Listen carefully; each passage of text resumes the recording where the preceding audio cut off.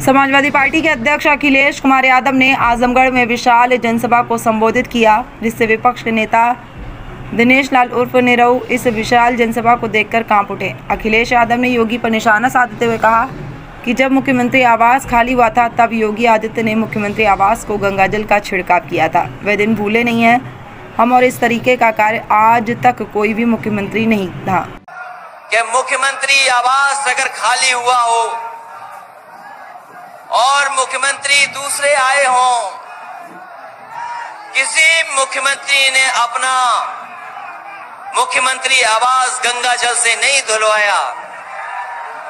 ये हमारे बाबा मुख्यमंत्री ने बताओ, जब हम हटे वहां से तो इन्होंने गंगा जल से अपना मुख्यमंत्री आवास धुलवाया कि नहीं धुलवाया।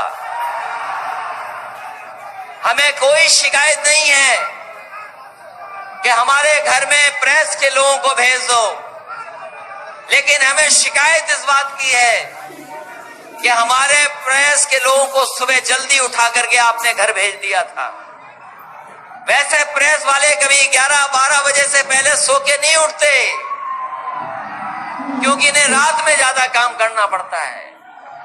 लेकिन लखनऊ की प्रेस के लोग जानते होंगे, हमारे घर पे 8 बजे भेजा था। याद कीजिए, पुलिस के साथ और अधिकारियों ने 8 बजे प्रेस भेजा थी हमारे घर पर, और ये कहा कि इन्होंने अपने घर की टोटी निकाल ली है, टोटी लेके चले गए हैं। कहा था कि नहीं कहा बीजेपी के लोगों ने, और हम लोगों से कहा जिन्होंने बताओ लैपटॉप बांटे कि नहीं बांटे, और दुनिया के सबसे बेहतरीन लैपटॉप बांटे, और ऐसा लैपटॉप बांटा है अगर किसी गांव में आज भी होगा तो आज भी चल रहा होगा, और आज भी ऑन करते होगे तो उसमें नेताजी और हमारी ही तस्वीर आती होगी। ये लैपटॉप बांट के दिखाया, और हम लोगों ने दुनिया का सबसे बेहतरीन लैपटॉप दिया। उनको कहा कि हम टोटी दे करके चले गए। हमने भी तय कर लिया है, जब ये लखनऊ वाले ठोगीदार चले जाएंगे तो अधिकारी वैसे ही जाएंगे, और जब तक चिलम ढूंढ के नहीं लाएंगे तब तक हम मानेंगे नहीं। वो ढूंढते रहेंगे चिलम। भाई, ये टोटी और चिलम का मामला है, बीच में किसी का मामला नहीं है।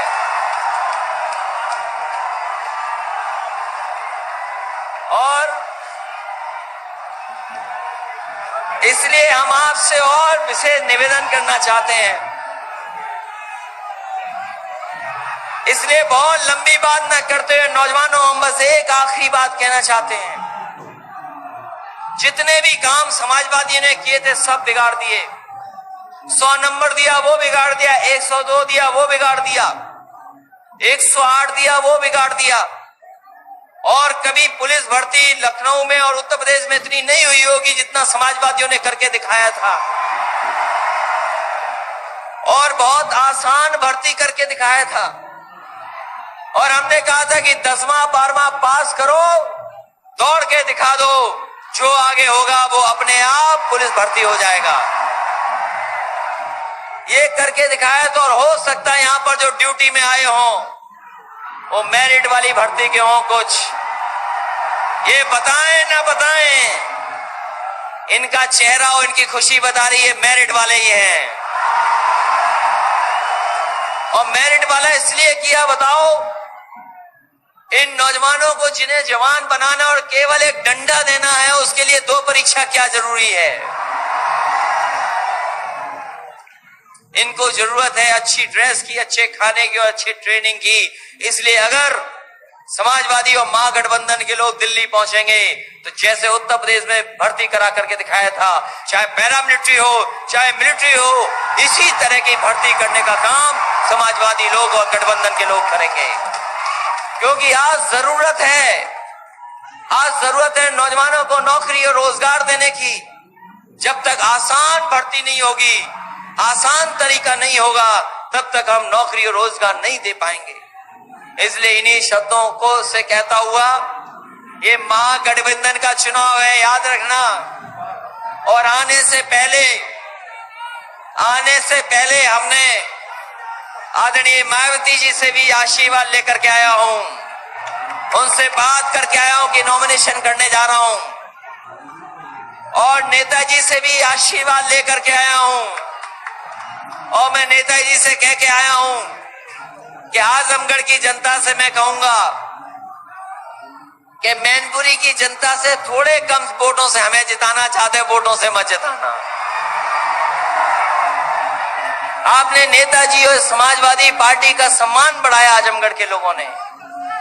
ये हमारा आपका राजनीतिक रिश्ता तो है ही है, लेकिन हमारा आपका प्यार का रिश्ता भी है, सम्मान का रिश्ता भी है, और जिस स्नेह की वजह से हम खिंचे चले आए उसका भी हमारा आपका रिश्ता है। हमें भरोसा है कि आप सब मिलकर के और महागठबंधन के साथी सहयोग लेकर के, क्योंकि कौन कहां काम करेगा ये आप तय करिए, क्योंकि आप अपने गांव में हमारी मदद